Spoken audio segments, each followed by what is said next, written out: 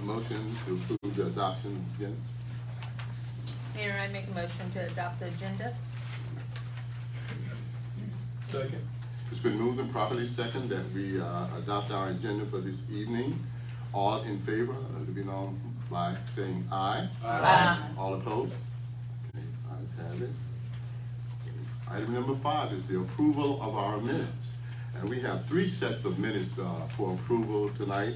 Our May 15th regular meeting, which was on May 15th, and our May 19th, 2023 special call meeting, which was our budget workshop, and June 2nd, 2023, the special call meeting for our budget workshop again.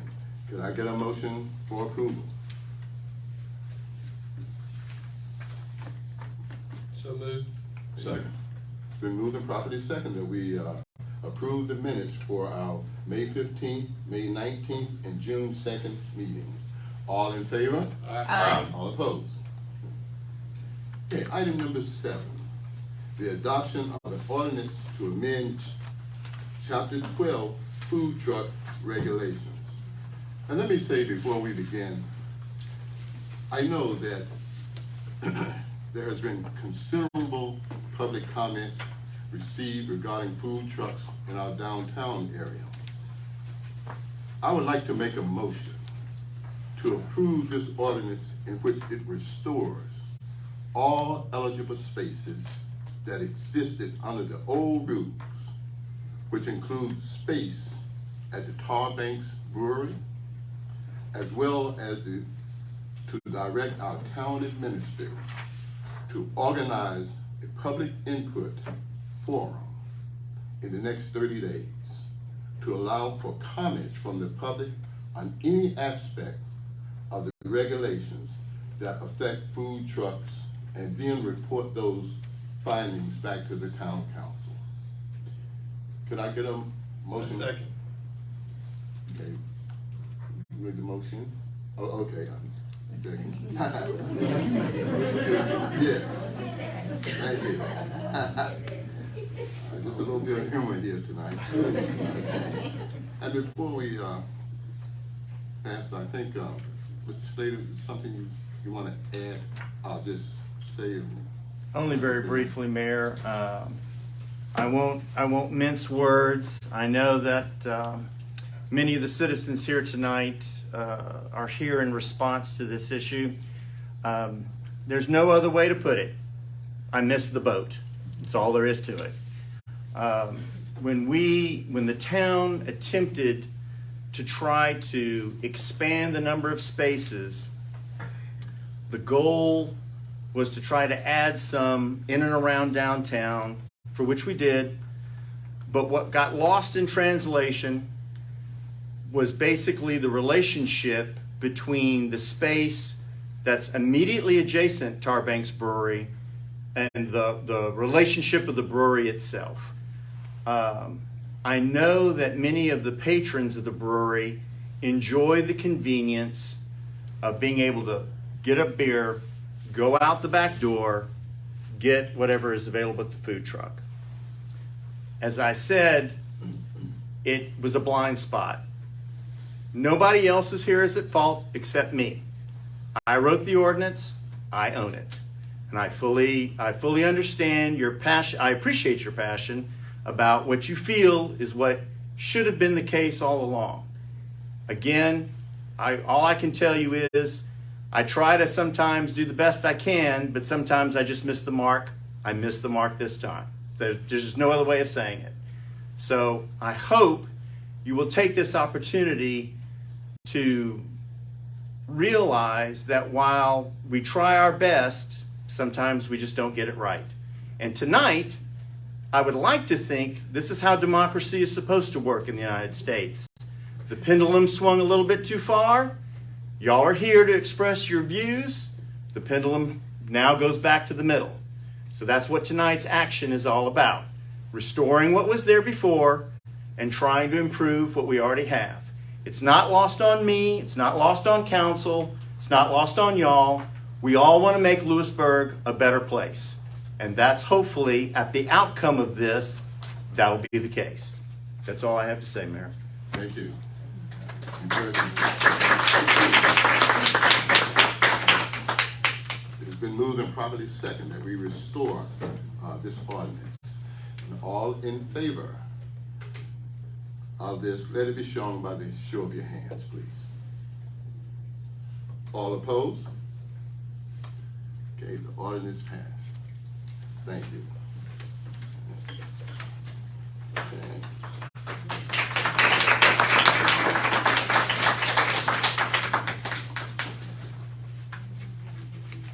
Okay. The item number 8 on the agenda for tonight is the recognition of the Louisburg College softball team. Come in. We have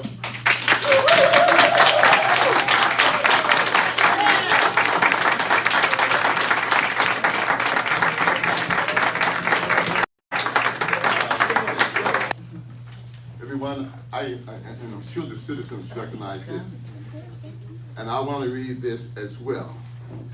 It says, to Louisburg College and Hurricane Nation, congratulations to the Louisburg College Hurricane softball team on a historic season and all the record-breaking achievements accomplished along the way. Despite finishing 4th among the 16 teams competing for a national championship at the NJCAA Division II World Series, they will be remembered as one of the greatest to wear the Canes uniform. With an overall record of 63-5 and a perfect record of 38-0. That's a conference record. A regular season ranking of number 2, individual team home run records, an amazing 56-0 winning record, and a roster full of talent set to return. This team will be reckoned with next season.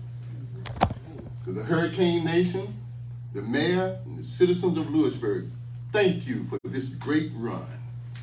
And we look forward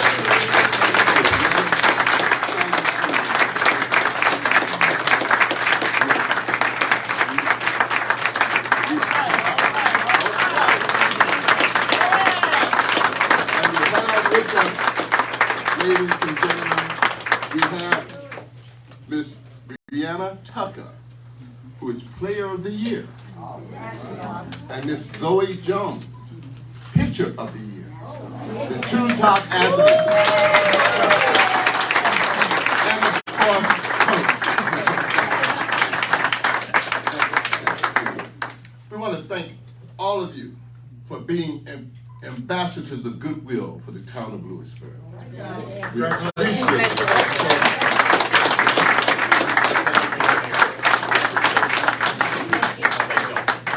We appreciate it.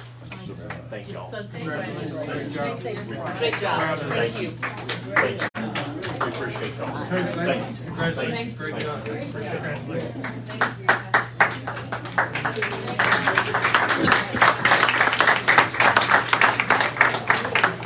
And I must say, these young ladies were already on their summer vacation, and they made the trip back to Louisburg to be honored tonight.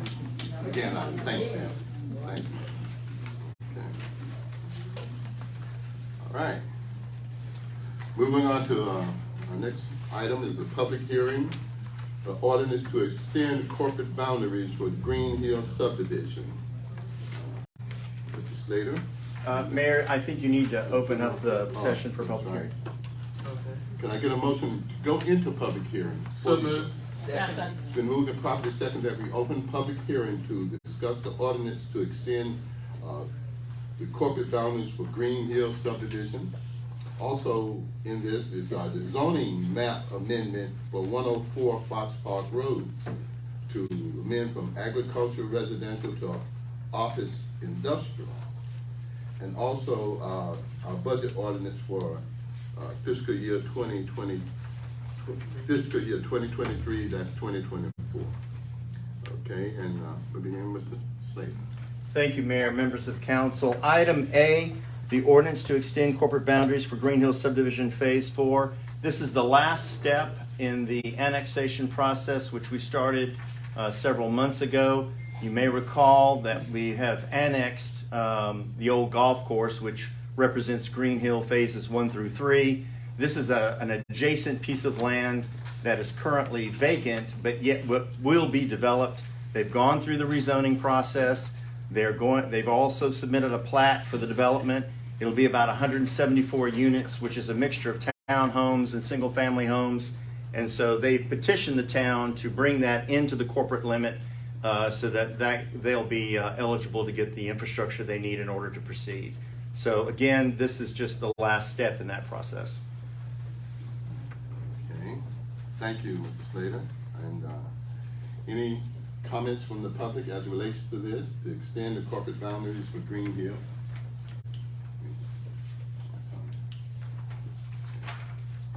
Comments of the council? All right.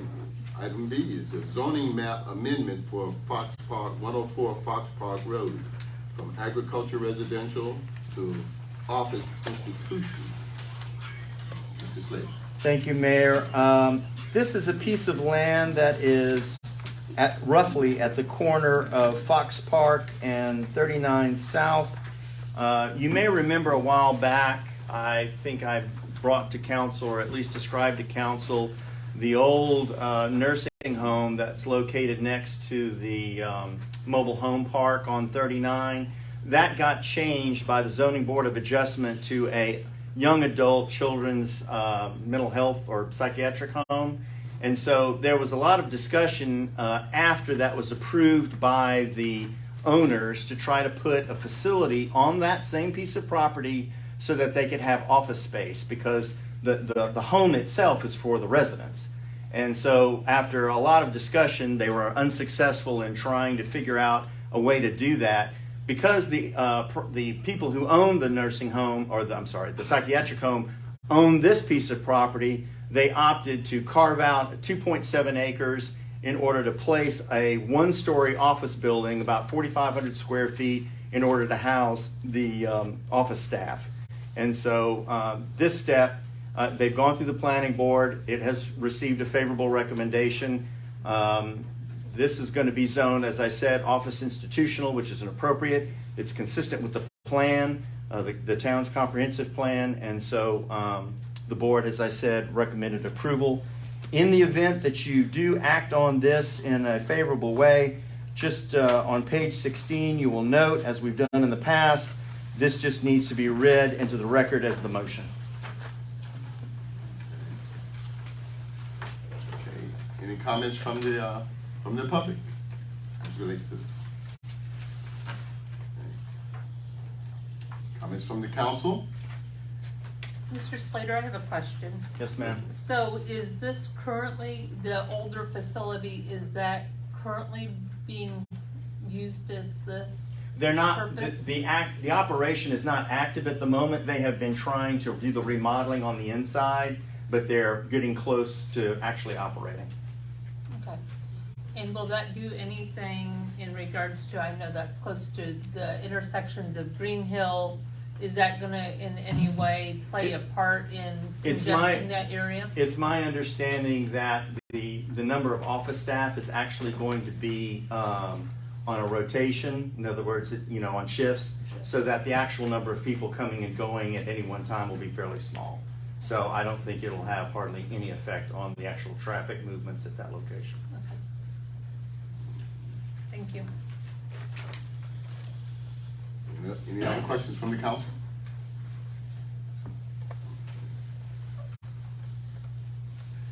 Okay, the third item. You want to allow the public? Yes. Any other comments from the public? Okay. All right. Third item, the budget ordinance for fiscal 2023 and 2024. Mr. Mayor. Mayor, council, thank you.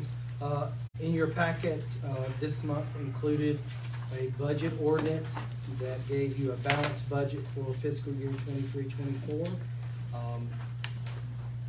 have questions? have a question.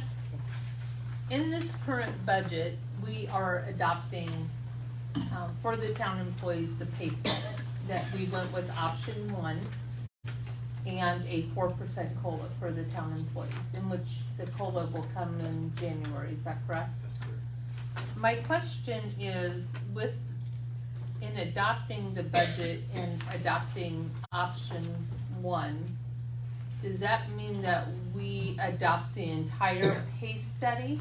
Or are we just accepting the payment option of the study? We're accepting the pay option. The pay study will come later Okay, for you to adopt. okay. And so then the process after the budget is passed or approved, then what will happen? What information will be getting to the town employees? I know that they have all been very, very patient going through the process of the study. So what happens? So in July, after the new budget is passed, are they called in? Are they given a copy of their new job description? You know, the new writings. So what will happen, I'll meet with the department heads and then meet with the employees, so Okay, that they understand what the pay option and the actual study of the job description once we adopt the actual personnel policy. okay. And then we have some, say if there's an adjustment that needs to be made in the pay study, perhaps someone's classified incorrectly or whatnot, we're gonna make that correct. Thank you. Mr. Melvin, does the audit review have any bearing on this budget that we haven't received yet? Yes, it should not. It should not? It should not. Are you sure about that? Yes, sir. Mr. Mayor, what kind of tax increase does this budget include? A 5 cent 5 cent per 100 per 100? of assessed value. And on the capital outlay projects, are any of these covered in the budget? All the capital outlay that you have in you talking about the capital project? Right. Not all of them are. We're actually working to get funding on those. I made you aware of those with the capital projects, what we have. Because we're seeking funding. If we can get grant funding, we'll go after grant funding, and then I'll bring you an amendment at that point to say this is how our funding will operate for those capital projects. And going back to the pay study, Councilman Stein brought up a point of the employees were classified through the pay study. Some of them, from my understanding, are overpaid. They won't receive anything other than just their 4% COLA. In January, that is correct. Mr. Medlin, has there been an update as to when we might receive our audit? The OPEB has come and it has been forwarded to the auditor, and he is working on it. He asked for some information this afternoon. We have responded to that, so. Thank you. Any other questions from the council? Any questions from the public as it relates to our budget as well? Any to Yes. discuss? Yes, ma'am. Joyce Neff, 203 John Street. I just wanted to know where are the fees now for the legal representation for the appeal for the moving of the statute? I looked for them and couldn't find them. They will be under attorney's fees. There was a big, let me say the word for it, appropriation amendment that looked like a big number was taken out. For the current year or the upcoming budget? I'm a little confused about that. I'll just come see you. Okay, Thanks. okay. Any other questions from the public? Bring it back to the council. Any others? If not, do I get a motion to close the public hearing? So moved. Close public hearing. Okay, it's been moved and properly seconded that we close public hearing on the three said items. All in favor? All opposed?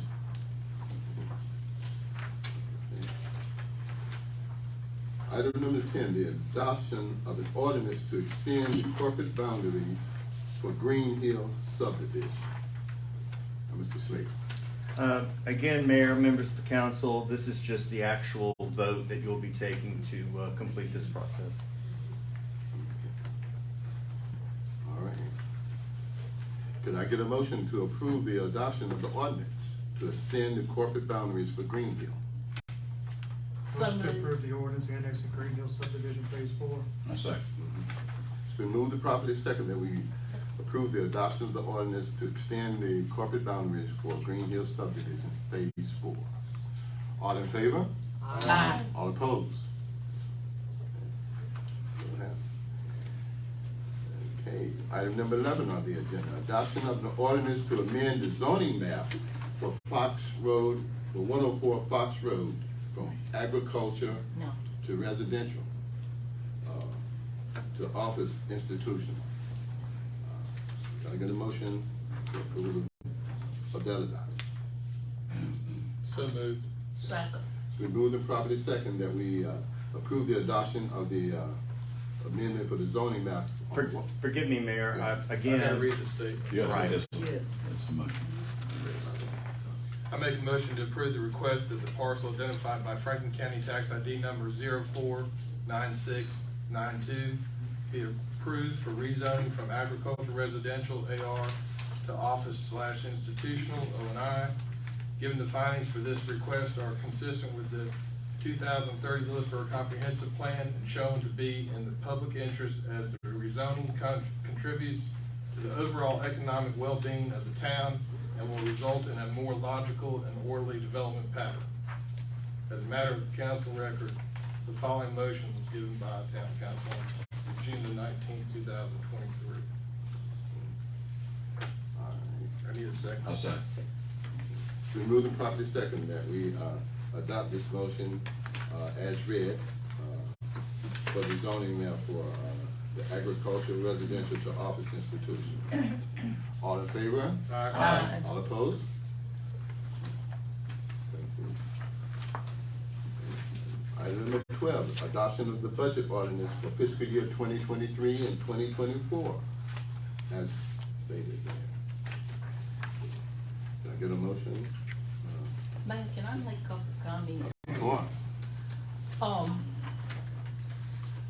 I know we did this budget differently than we've ever done one before.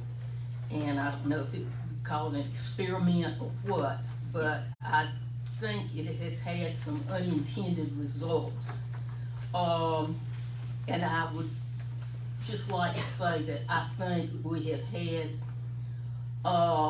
it's caused some dissension amongst staff, and I think that we need to have the budget prepared by our professional staff with the finance department and our town administrator, as town administrator meets weekly with the department heads, and they take our views in consideration and then come up with a budget. I think that we spend a lot of time going around in circles, and I just would like to see us in future allow them to do what we're paying them to do, which is to give us advice, and then we sift it through what citizen input we have and what we see as being in the best interest of the public for the entire town. And so that's just something that I'd like us to put in the record to consider next year. Thank you. Okay, so the motion, can we get the motion for that? I make a motion we consider, but, Emma Ruth just said about the motion for next year, we need the, head of the departments to come in and talk about their own budget. Well, That was just a that was That's just a a statement. that was just a statement about, a remark about the budget in Right. general for consideration, but I haven't made any, I haven't made any motion on the budget. Okay, I make a motion, we include that for next year, to include the departments to do their budget, and is that it? In addition to see, this is the approval for the budget ordinance, yes. Ordinance, okay, for next budget year. All right, we have a motion, can I get a second? I'm sorry, what's her hers was a statement, is hers a motion? Her motion to approve the budget ordinance, but including, some of the statements that, Well, Stacey, I don't know, would you say, are You can't, that's not something that has to be voted on. I she don't just wanted to think it include would that have in to there, be she can voted amend it. on. I just, Basically, it's just a simple motion to approve the budget or not approve. that's right. All right, you've heard the motion. Well, it's a, Betty, you making a motion to approve the budget? They said I had to make a motion because you were making a mistake. No. Okay, so do we need to have a motion at this moment? Yes, the motion to approve the, adoption of the budget ordinance for 2023 and 2024. Okay, so that's what we need to say on this letter, is that it? Yeah, just get, okay, just a motion to approve the adoption of the budget ordinance. Councilman, Stewart she just wanted to make this statement for clarification for next year as we move in our budgeting process. So that does not necessarily have to be included. It's just taken under advisement as we go through our budgeting process for next year. Okay. I would like to make a motion to include Just make a motion, on the budget, yeah, just make a motion to approve the The budget. budget ordinance for budget 2020. ordinance, yes. Okay. So we have a motion to approve the adoption of the budget ordinance for 2023 and 2024. That is the motion. Can I get a second? I second the motion. I second the motion for the adoption of the budget ordinance for fiscal year 2023 and 2024. All in favor of the adoption of this ordinance, let it be known by show of hands. All opposed, let it be known by show of hands. Okay? So the budget ordinance passes. Yeah, 4-3. It passes on a hand vote of 4-3. I thought Betty was moving to approve the motion. No, it was making a motion to approve it, yes. Yeah, Yeah, and okay. then now the And so vote. now we have no budget, is that correct? Yeah, we No, have they a just budget. adopted it. We just adopted the budget on a 4-3 vote. Well, I was gonna vote for the budget. Yeah, and you Good, just okay, done. well, good, Just did, good, all this is, yeah. So, ladies and gentlemen, the town of Louisburg has a budget. okay.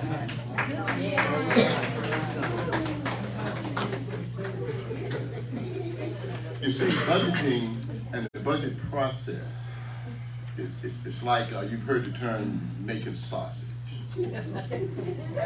That's exactly what it is. There's a lot of different variables to it. And I'm glad to say after 3 or 4 sessions discussing this budget, we have finally passed it. Passed it. So that's how difficult budgeting is. Not necessarily locally here in Louisburg, but just about everywhere. So thank you. We have a budget. Ladies and gentlemen, the town of Louisburg have a budget. Amen. Thank you. All right. Item number 13, resolution for award the strap contract for stream floor and the rehabilitation. Mayor, council, thank you. In 2022, the town received $257,769 grant award from the North Carolina Department of Agriculture to undertake the stream flow restoration work along the Tar River. The bid process has been completed and the town has received bids for this project. As one qualified bid coming from Carolina Cleaning and Restoration out of Greenville in the amount of $212,980. I'm asking for approval of a resolution to award this bid so the cleanup restoration could be done. Make a motion to adopt it. Second. It's been moved and properly second that we adopt the resolution to award the STRAP contract, Stream Flow Rehabilitation Project. All in favor? Aye. All opposed?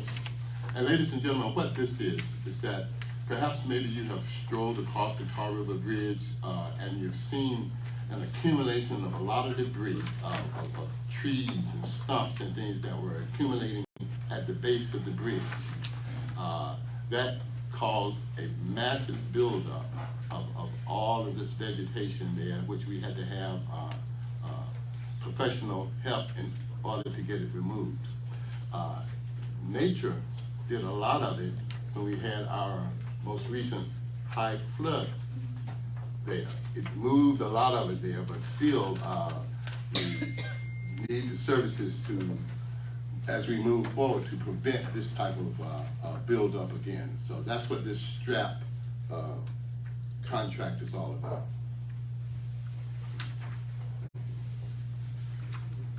Item number 14, a resolution to approve the ARPA-related policy and the financial internal controls.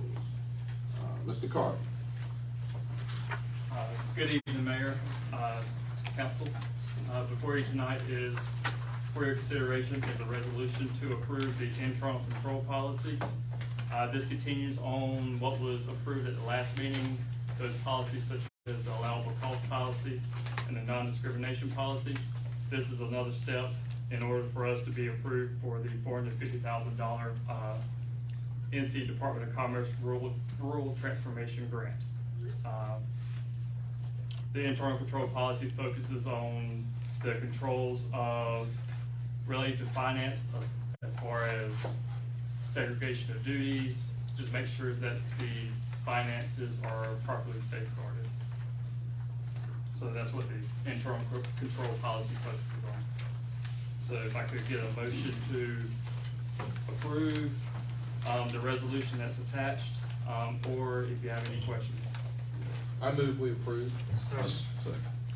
It's been moved and properly second that we approve the resolution of ARPA-related, on the ARPA-related part for financial internal controls.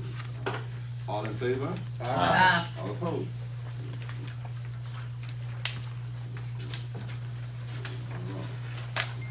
Item 15, the resolution for appointments to the Board of Commissioners. Mr. Slade. Thank you, Mayor. We had two vacancies that we posted on our website. One was for the planning board.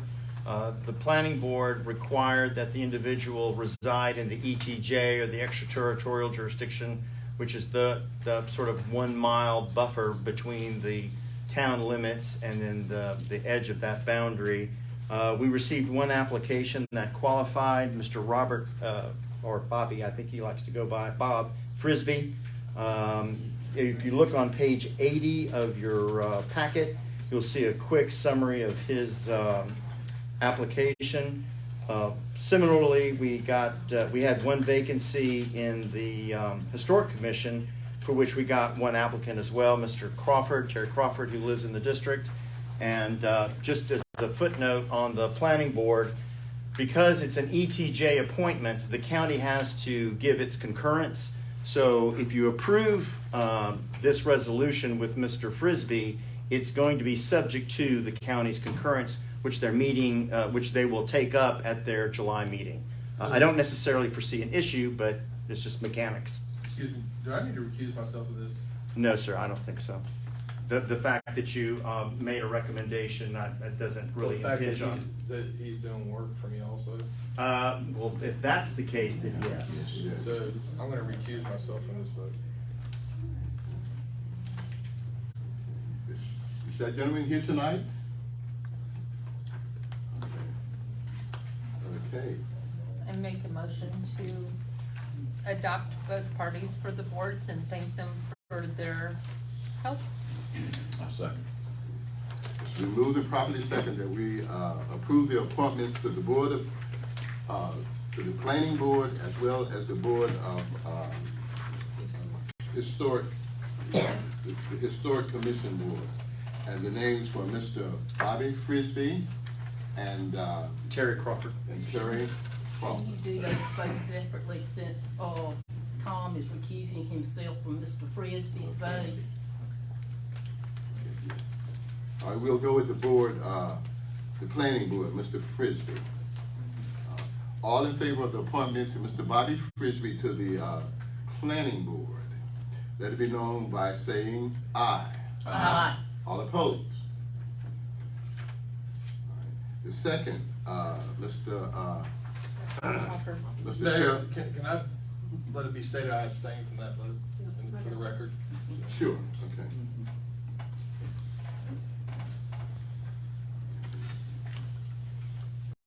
Terry Crawford for the Historic Commission Board.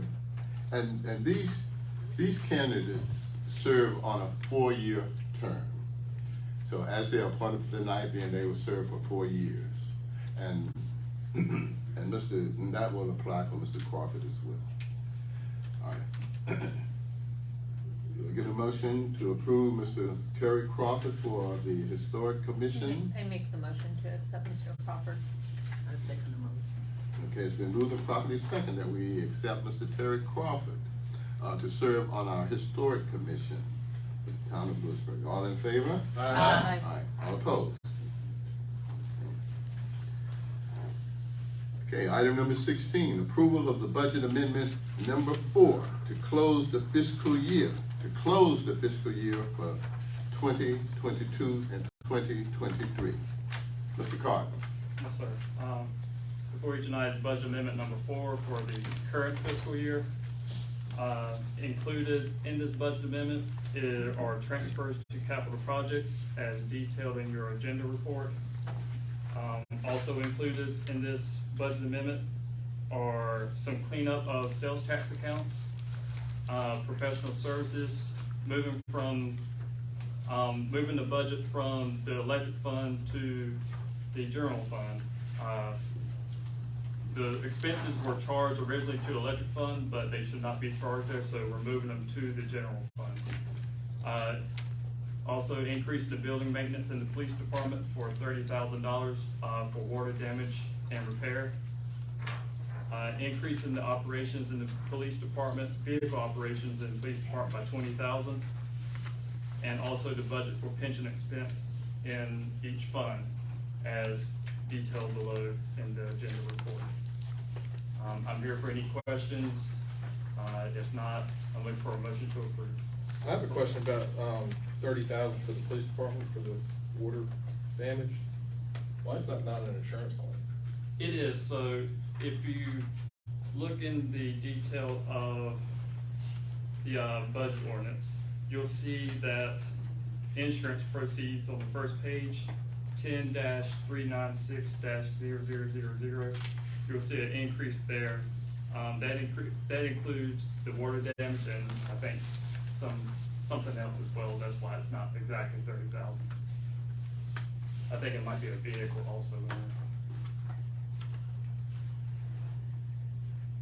Mr. Cardin, on this list, there's projects that are listed regarding Church Street, Joyner Park. And those are things that I'm in no way familiar with. So are those older projects are they old capital projects that Yep. we're cleaning up at this point Yep. in time? Yes, ma'am. Yes, ma'am. There's no new expenditures happening with those projects. This is a bookkeeping adjustment to move the funds into the project that were originally budgeted for in the capital project ordinance. So the funds were in the account at the time of the project, right? They But were this is just a- budgeted for, but they were just never moved. Okay. And then this will close them out and get them off of our, I will come at, hopefully at some point next year to close out, those projects. so we're doing some housekeeping. I think, the state DOT have been holdups with DOT, hadn't Westfield? He's stepped out. Okay, well, I think there've been holdups with the DOT on some of these projects, and that's why, that's part of the reason for this. Okay, any other questions from the council? Mr. Carden, I just want to make sure that, it looks like maybe possibly 4 capital projects here that are still ongoing. I spoke with, Town Administrator Sean, this afternoon, and we briefly went through the list, and it looks like the ones that are ongoing at the moment is the North Main Street Sidewalk Project. And that looks like the only one on here. All the others are finished. Okay, thank you, Is that, am I? That's correct. Okay. thank you. Okay. Any other questions? If not, can I get a motion for approval? I move we approve. Second. It's been moved and properly second that we approve the budget amendment option 4 to close out the fiscal year for 2022 and 2023. All in favor? All opposed? Okay, item number 17, approval to amend the utility payment policy. Mr. Carden, we're keeping you busy tonight. All right, for you tonight is a request to amend the utility extension policy. Currently, we offer extension policy, an extension to our customers every month. So they can get an extension this month and then come back the next month and get another extension. We would like to decrease that because right now it's currently putting a burden on our staff, and staff time.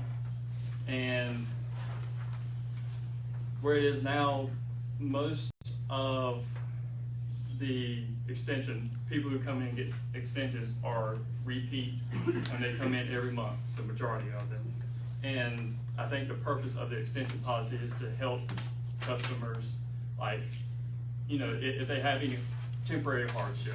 It's not meant for a recurring thing every month. So, I spoke with Emily Collins, our business office manager. She reached out to several municipalities, and the most common was allowing 4 per year, once per quarter. So I'm coming to you tonight to request that we amend the utility extension policy to allow 1 extension per quarter for a total of 4 per year. And as we, if we were to approve this, how would we let the customers know that this policy is now going into effect? Would that be our regular on the website or on the regular monthly utility? So I'll, before I answer that question, I want to say that this change won't take effect until January 1st. So that'll allow time for the word to get out. We can put it in the newsletter, we can post it on Facebook, and as they come in to fill out extension policy, we could put a notice on the windows, and we can let them know as they come in, hey, starting January 1st, this is going to be a once a quarter thing. And also, I think we should make it clear to them, even though they're asking for an extension, the late fee still applies. Yes, sir. Okay. Mr. Carden, if somebody asks for an extension and has a extreme circumstance come up within that same quarter, what is the impact on the customer?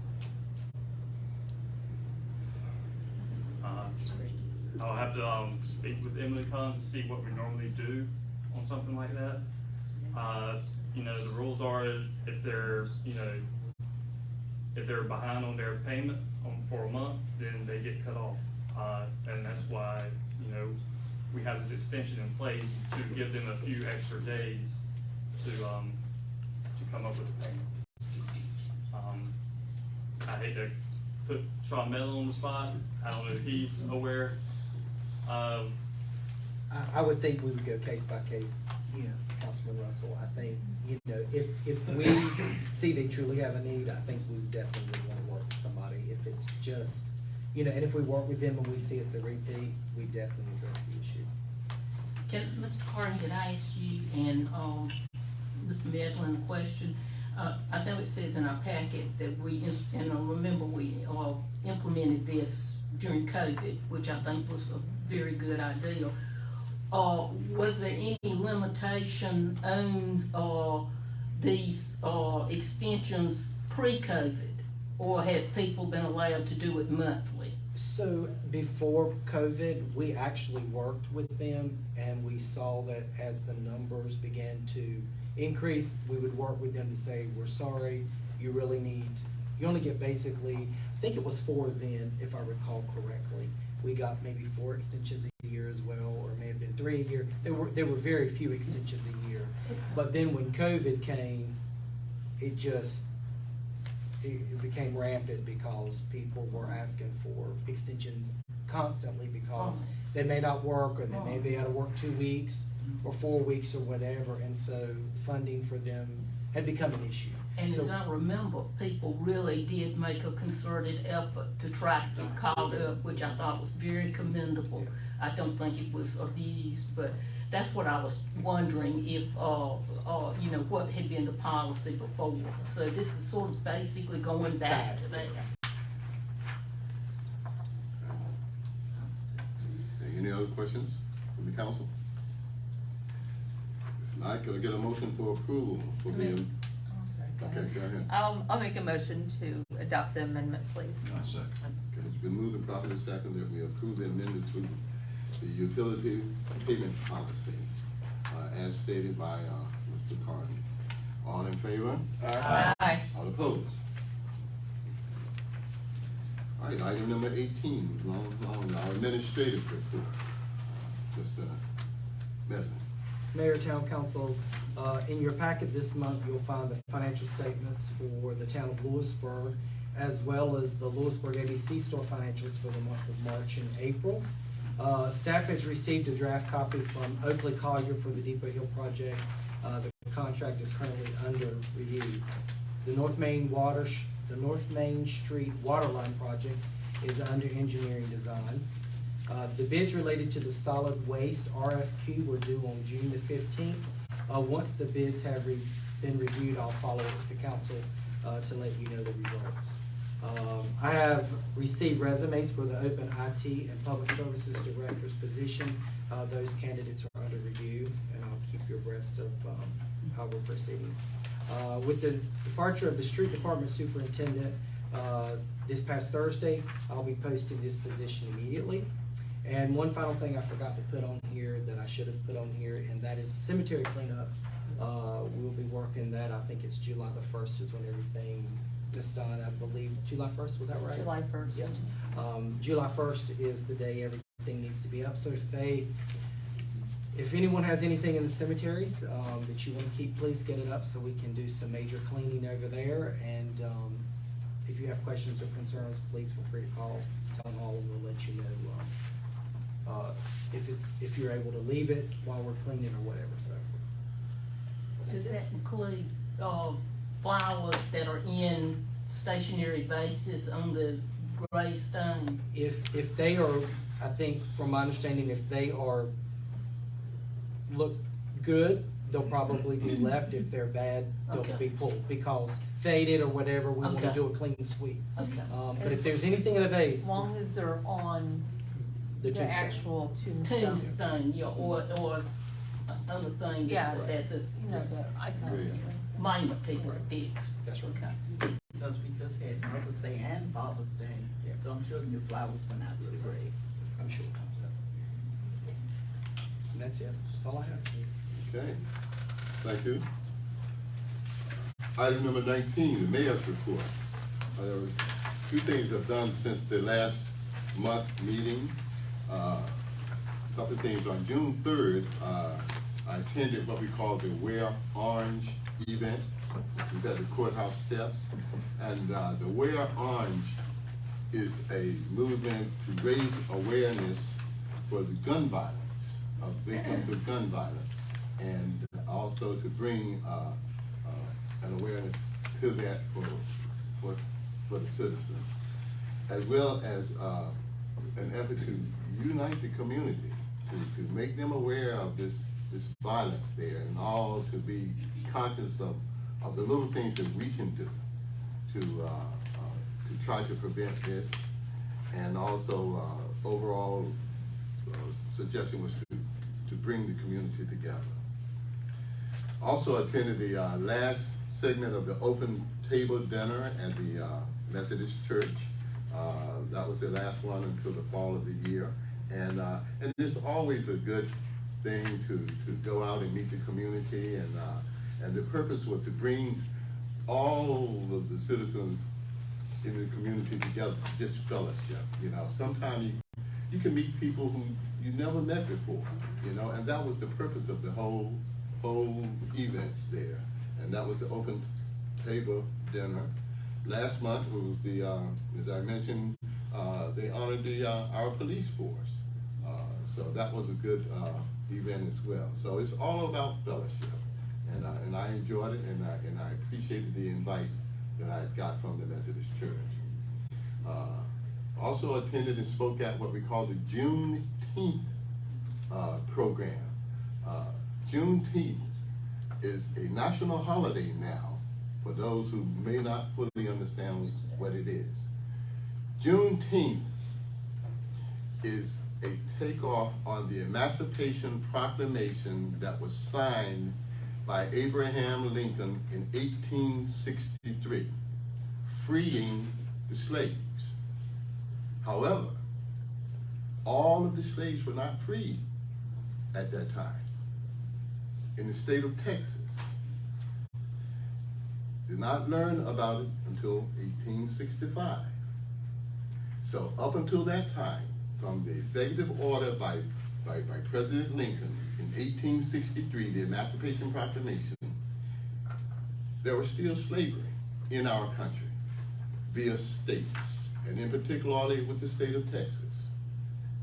Slaves were still slaves until federal troops went to Galveston and placed an order on a church door, letting the public know that slaves were free. Immediately, slaves rejoiced, began to pool their funds to buy land and go free. So that's a great historical moment, and is now being recognized as a national holiday. So and that was fun. And we had it at Joyner Park. It was an event in which, it was actually an event of celebration, really. We had vendors there, a lot of vendors, had food trucks as well. So that's a good thing. Food trucks now can set up at Joyner Park. And we had a lot of dance groups. We had historical poems read as all. So it was a very, very informative and good event. Had bands and music as well. So enjoyed that. And finally, I tried to visit the seniors at their facilities there on Smoke Tree. So yesterday, my wife and I went to visit seniors, the people who are unable to get out. And here's the thing that I would encourage everybody to do, if they can, just visit the nursing homes. And as you walk the halls there, just say hello to some of the seniors there. And you will be surprised of the impact that you would have on these individuals by just simply giving them a visit. Just simply saying hello, that you stopped by. And you'll be surprised of the response that you get from there. And some of these people, you know, some of them don't have families, or families don't visit them all the time. So it's a good thing, and you know, visiting seniors. So that was a heartwarming experience for me. So I try to do that at least once a month to do that. So as I leave those seniors, I feel, you know, a sense of gratitude and a good feeling for me. So that was how I spent my month visiting the different events there. So that was my report.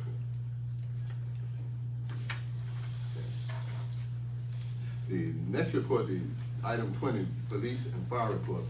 We talked with the chief and others to just simply have him, we just read his report for the sake of time tonight.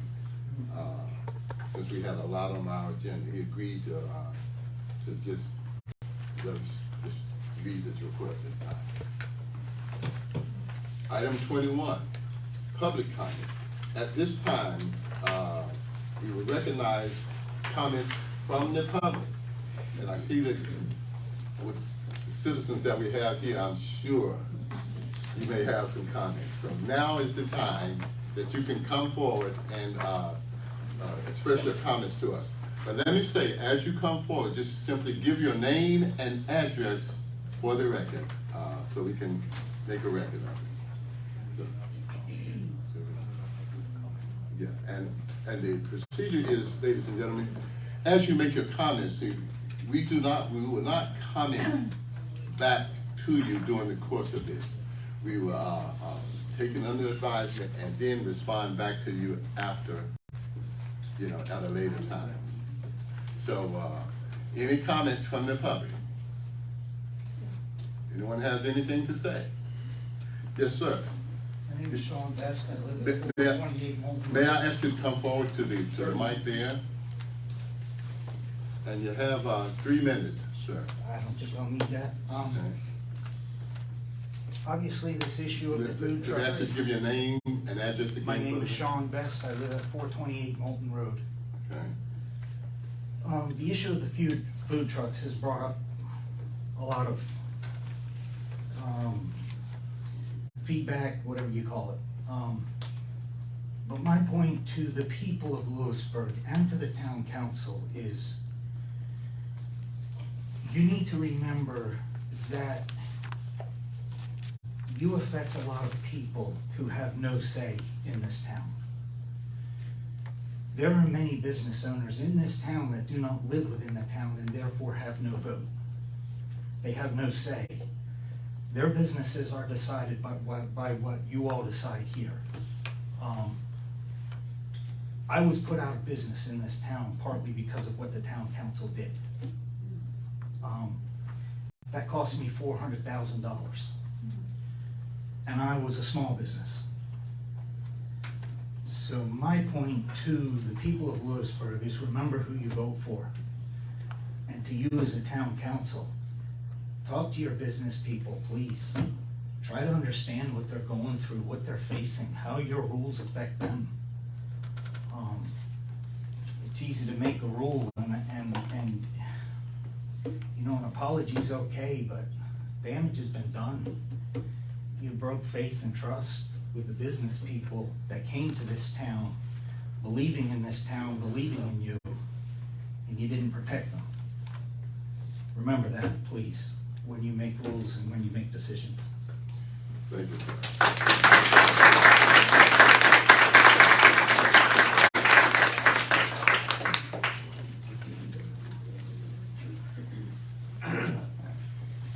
Good evening. Good evening. My name is Dwight Neal, 1322 Hickory Rock Road, Louisburg, North Carolina. I'm also the commander of the Franklin Rifles SCV Camp number 310. This Thursday is the 3rd anniversary of the ridiculous Zoom meeting held here while the public were locked outside trying to listen. The council met live the week before and every meeting since, but the people were shut out that night.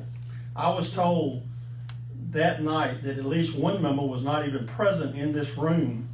And I asked you, if you can't vote tonight, if you're not here, why was that allowed at that time? I haven't spoken here in almost 3 years. Didn't plan to anytime soon. But after the Franklin Times thankfully printed what was actually said during the May 19th budget meeting, I must. Councilmember Stewart said the lawsuit was outrageous and feels like where there should be some mechanism that the town can recoup its costs for bringing what to me seems awful frivolous. And I agree with her. The 4 members who voted to illegally remove our monument on property that belonged to the United Daughters of the Confederacy should be sued and reimbursed the town for all the costs that they have brought forth and all the future costs involved. It has always been obvious that this was a political action to pacify a minority, to get votes, and to satisfy Will Hinton and others at Louisburg College in their desire to change our history. And Will did it. To show you how things changed, the following is a quote from the News-Observer, April 20th, 2018. For now, said Louisburg Town Council member Emma Ruth Stewart, Hinton, his colleagues, and some of their students are the only ones picturing that monument anywhere other than where it is set for 104 years. I think the majority feeling of the people is that they want it to stay where it is. She said, Will does not love, I give it to Will that he loves Louisburg. I grant you that. I think he just has a hard time accepting that everyone does not share the same vision he has. Wow. A former United daughter of the Confederacy, and she now shares the same vision.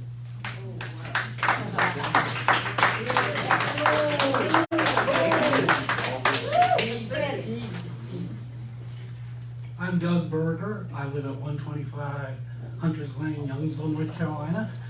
And I want to give a different point of view from the previous speaker. I am proud, and I think the majority of citizens of Franklin County are proud that this city council made the decision to take down that Confederate statue and put it where it needed to be, honoring the war dead. I think that's the most important. I love Civil War history. I was a North Carolina history teacher for 3 years in eastern North Carolina. I've been to Fort Sumter. I've been to Bentonville Battleground. I've been to Fort Macon. I think there's a role and a place to look at the Civil War history, and certainly to honor those who died on both sides of that war. That statute, though, had this information on it. It suggested that the South fought the war in defense of constitutional liberty. And what it fought for was states' rights, and specifically the right to own slaves. That's right. And I believe the people of Louisburg want to move forward. That we want to put those old battles aside and unify this community and this county, and having a diverse community. I think we're proud of the college. The college is the last 2-year college in the state of North Carolina. It is predominantly African American, and your judgment, your foresight to know that it was important to move ahead. Now, there are other communities that didn't handle this issue properly. In Durham, people just tore the statute down. Well, that was wrong. That didn't look out, you know, people have ancestors who served in that war. It was a rich man's war, a poor man's fight here in North Carolina. Most North Carolinians didn't own slaves. So it is appropriate to honor the war dead, but not to promote the institution of slavery. So thank you. Thank you for the historic vote you did 3 years ago.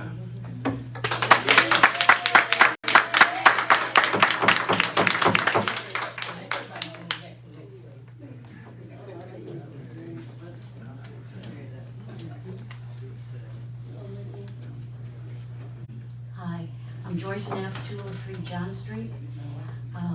I want to speak for the same issue and a couple of other things. Twice now the court has decided that the statute is fine where it is. The reason that I ask for the monies to be separated is that so we can see how much it's costing us to defend this, yes, frivolous lawsuit, appealing those 2 previous decisions.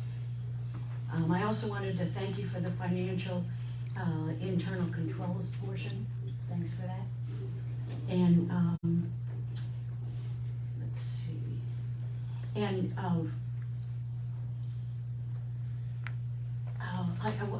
regarding the cemetery, how about we put some trash collection thing there for people that want to take their things off and throw them away there?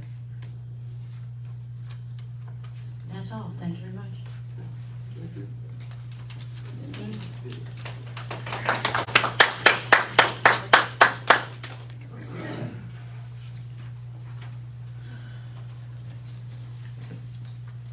Mayor Neal, members, town administrators, city employees, members of the audience, come before you tonight, Can I ask you thanking to give your name? Tim Gupton, 1365 Graysmere Road, Louisburg, North Carolina.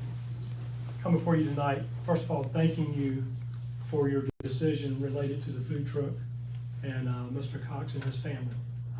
Greatly appreciated by those individuals that are here, others that were unable to attend. I do include information related to numerous emails that were sent to each of you. And my understanding is, I'm not sure if it's an email issue that you may want to address, but my understanding is that some of you did not receive those emails. I understand you're looking for an IT director. I understand you have a third-party NCOL as your email, but I would say there's very important emails that are coming to your attention that you may or may not be receiving. Look forward to the public forum that you have suggested tonight, and we would like for that to be made public so that we can be part of that. Thank you.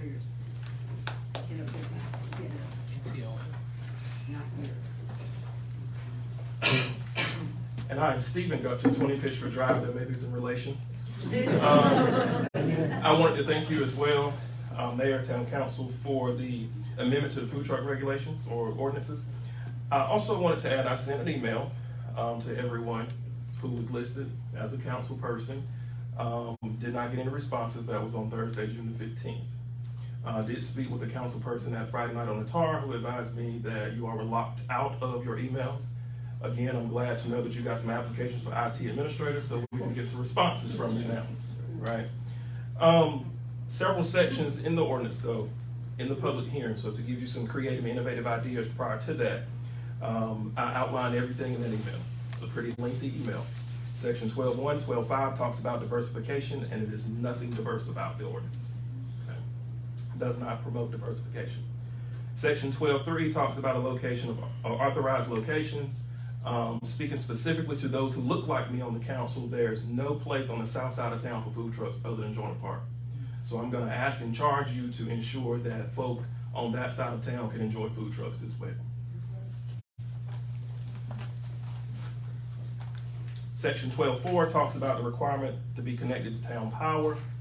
We talked about generators in that. I'm actually interested to know why they wouldn't be able to run silent generators. I attached Zebulon as well as Roseville's policy on their food truck ordinances for your reference, so that you can look at some creative and innovative ideas once again prior to that public hearing, so that you can have some stuff to talk about with those citizens as well. 12.5 talks about the permits only being valid for 60 days. If folks are applying in November, December, hoping that those days roll over into the next year, so those folks are not paying for permits that they cannot use. In addition, 12.7, the town administrator has the authority to halt food truck permits. I'm hoping that communication will be sent to the food truck owners in a timely manner, so those folks are not losing any type of significant revenue in the event that the town has a special event. 12.8 outlines penalties. This is very important to me and other folk. Penalties and remedies, a $50 civil penalty or a 30-day imprisonment. Those two things are not equal, so I'm gonna ask that you look at those as well. $50 is one thing, 30-day imprisonment for violating a policy or ordinance they may not know is in place is absolutely unacceptable.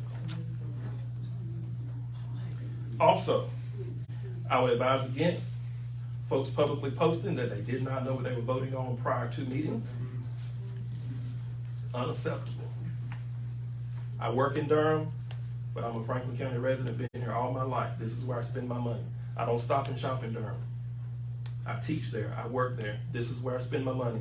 And just like Sean said earlier, the decisions you make in this chamber will impact me and other folks in this district. In addition, I do hope that the town administrator is hired tomorrow so we can get some responses. But no, just kidding. But thank you for your time.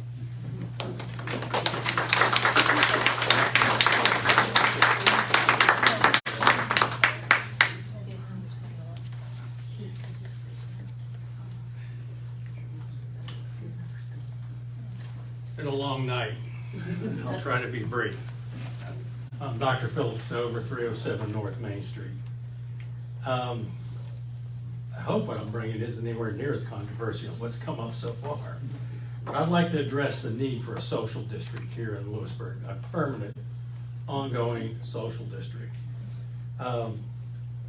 Currently, we only have a social district during special events, and it creates problems for some of the downtown businessmen, as our previous speaker spoke to.